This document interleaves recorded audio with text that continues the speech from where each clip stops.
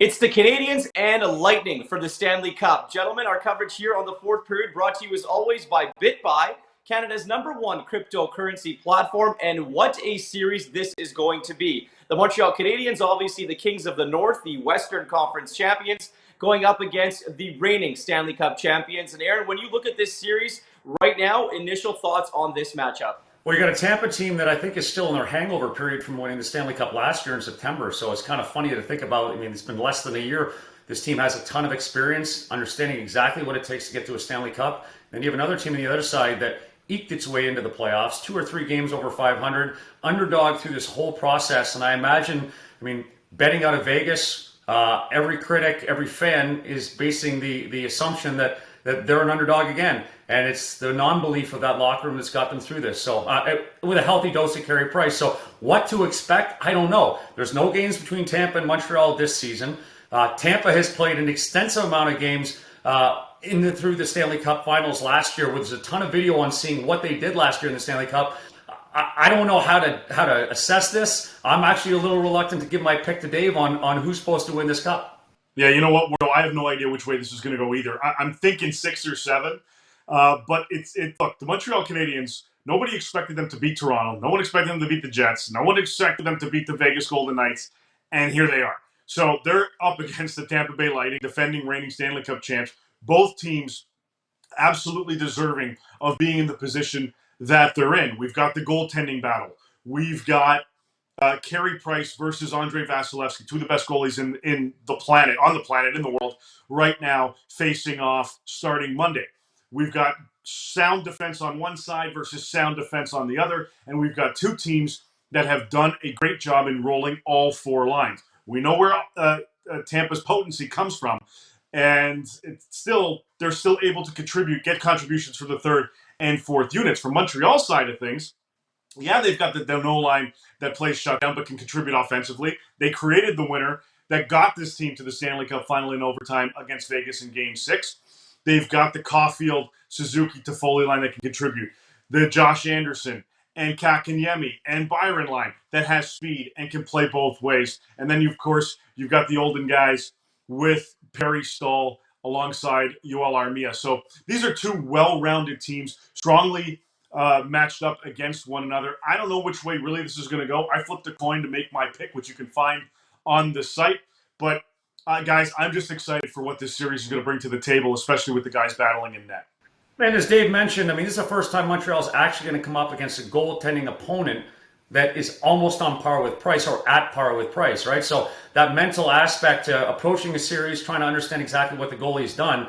Vasilevskiy has a body of work that is, you get in the head of your opponent, you haven't played a game yet, knowing that you really have to focus and be capable of putting that puck in. So that perspective for Montreal is going to be different. Overall, Montreal coming in and looking at a Tampa team and understanding, everybody looks at the forwards for Tampa. I think the real focus has to be on the D-core. The Hedman, McDonough, and Sergachev tandem, the three-headed monster for Tampa is where your focus has to lie. Because if you start looking at numbers from last year's Stanley Cup and this year, the zone exits, the zone passes, the creativity of offense all stems from these 3 guys. They're basically the greatest percentage of what is the feeder to that offense. So you have to find a way to neutralize this group. I don't think Montreal's been countered by this group. Pietrangelo was great. Martinez and that group of Vegas defensemen did account for a ton of offense, right? 8 of the 13 goals were scored with the Vegas D. This is a whole different problem for Montreal. They're going to have to account for a team that has so much experience, almost like this is just a continuation of last year's season. They're not going to be overwhelmed by going into a Stanley Cup Final. They're going to be been there, done that at ease, where Montreal is going to have to find their footing. So the focus on, what's going to happen with Kucherov and Stamkos and Point, I don't think it has to be all that. There has to be an equal assessment of what's the D-core going to do and what are we going to do about them, because we really haven't been in this place before. Yeah, it's funny you mentioned that, because when you prepare for a team and, you're heading into the Stanley Cup Final, you don't necessarily want to try and shut down a team's defenseman. But in this case, the Montreal Canadiens, a lot of their game plan, Dave, has to go to shutting down, like you mentioned, Aaron, that 3-headed monster. Well, it's a different plan of attack now for the Montreal Canadiens. Yes, as we mentioned, Danault is going to, and his lines, they're going to be focused on probably Kucherov's unit with Point, or Either way, it's one of the two lines that we know that's happening. But because of the overall plan of attack from Tampa, it's different than what they faced against the Vegas Golden Knights. Yes, Vegas got tons of contributions from the defensive core, but Montreal was able to stabilize and contain the offensive guys on the Vegas Golden Knights. Tampa has so many more weapons up front that they can utilize to their advantage. So as you've got Hedman or Sergachev or McDonough that are coming up ice and creating the overall offensive play, they know that the guys in front of them are going to be the ones that are going to be creating the scoring chances and can cycle the puck back around, create another opportunity, ultimately put the puck in the net. So Montreal understands that that's their game plan. How they combat that is the interesting one for me to see who they're going to match up against and how much more of a shutdown type of game are they going to play in order to contain what all the offense comes from by the Tampa Bay Lightning. Yeah, Hedman actually has kind of a Nick Lidstrom-esque presence on the ice, right? And Toronto didn't have it. Winnipeg didn't have it.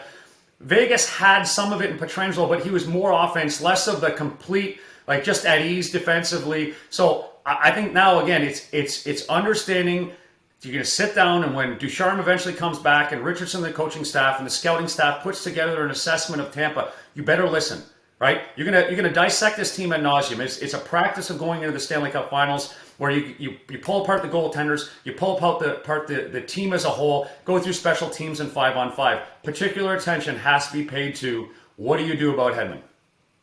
The other thing, too, here, guys, that the Montreal Canadiens, I don't know if it's an ace up their sleeve, but they're certainly going to use it to their advantage. Corey Perry played against the Tampa Bay Lightning in the Stanley Cup Final last year as a member of the Dallas Stars. So as much as they're going to count on Corey Perry to bring what he can on the ice, they're going to pick his brain and get as much information out of him as they can to try to siphon that info and utilize that to their advantage in facing a team up against it. This is it. This is the final round. Winner take all. You come home with the Stanley Cup. So when Tampa Bay is playing, knowing that this is the final round, how do they do that? Do they change their game plan a little bit? Corey Perry is going to be utilized for that information and how they go about their overall attack as the series progresses. Yeah, Aaron, one final one from me. When you look at this goaltending matchup, two Vezina winning goaltenders in Carey Price and Andrei Vasilevsky, if I'm a bettor, I'm taking the under, aren't I, in every single game because these two are just that good? Yeah, they are outstanding. The key for this one is, again, it's the composure, right? So Carey Price is unflappable. He's been through plenty of experiences in life where he doesn't have to say to himself, hey, this is all new. He's been through the Olympics. He's been through all kinds of international competition.